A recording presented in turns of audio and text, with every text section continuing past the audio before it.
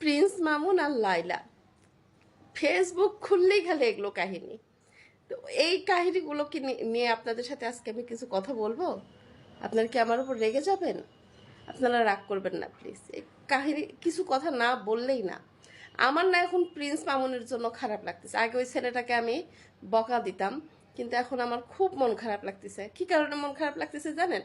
আমার মনে হচ্ছে যে ছেলেটা হচ্ছে এখন একটা সেটেল, মানে ওর ছেলেটার তো বয়স হচ্ছে, এখন যে বয়স, আরও বয়স হবে, বয়স বাড়বে, তখন ওর ওর না কিছু করার টেন্ডেন্সি। ও যদি ছেলে মানুষ হয় তাহলে ওর ভিতরে ইয়ে আসবে যে আমাকে স্থায়ীভাবে ইনকাম করতে হবে।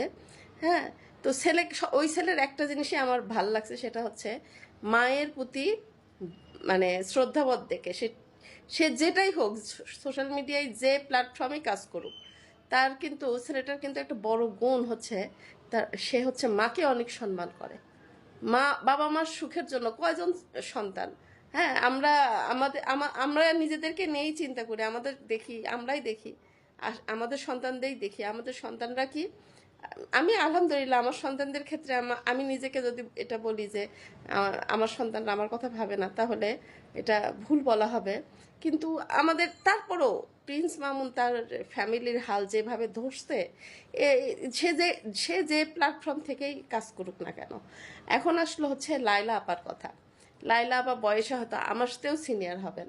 হ্যাঁ, তো হচ্ছে ওনার ওনার ওনার এই যে ইনজেকশন দিয়ে উনি যে মানে সুন্দরী হওয়ার প্রতিযোগিতায় নামছিলেন, কি দরকার ছিল?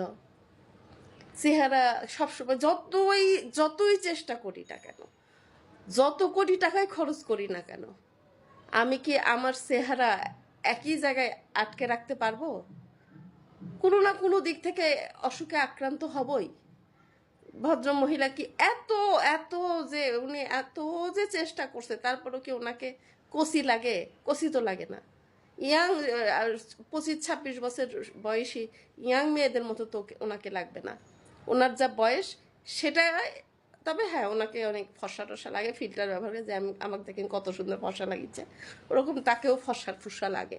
হ্যাঁ, তো হচ্ছে আর হয়তো আর কি চামড়া টান করে রেখে একটা কম বয়সী ছেলেকে ধরে রাখার কোনো যুক্তি আমি দেখি না। ওনার উচিত এই ছেলেটার পিছনে না লাগে এই প্রিন্স মামুন ছেলেটাকে তার মতো করে ছেড়ে দেওয়া। সে ব্যবসা বাণিজ্য করুক, একসময় বিয়ে শাদী করুক, বাবা আমার পছন্দের, সে তার মতো করে জীবনযাপন করুক।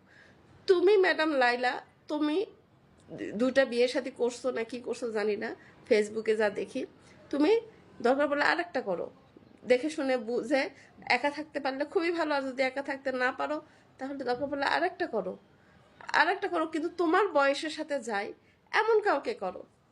তোমাদের এই 2 দিন পর পর আমি বুঝি না, এরকম মানে কাহিনী করলে নাকি ভাইরাল হওয়া যায়।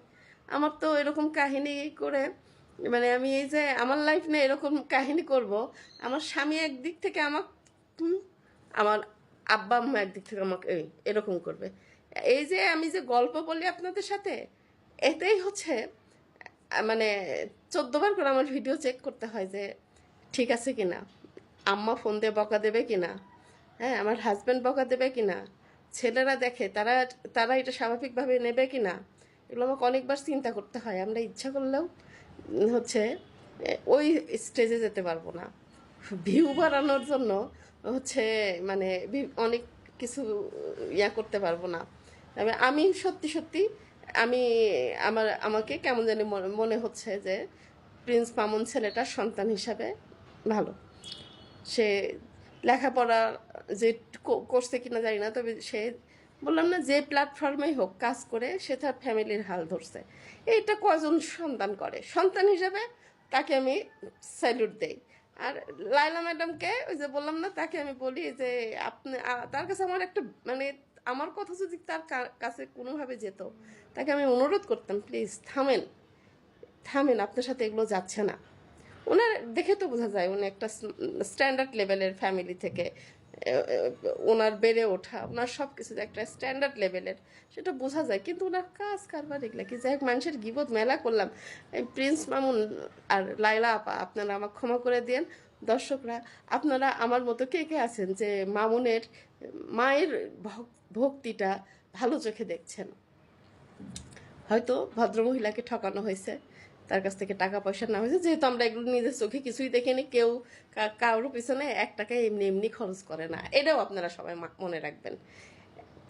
বয়স্ক পুরুষ এবং বয়স্ক নারী এরা অনেক অভিজ্ঞতা সম্পন্ন হয়।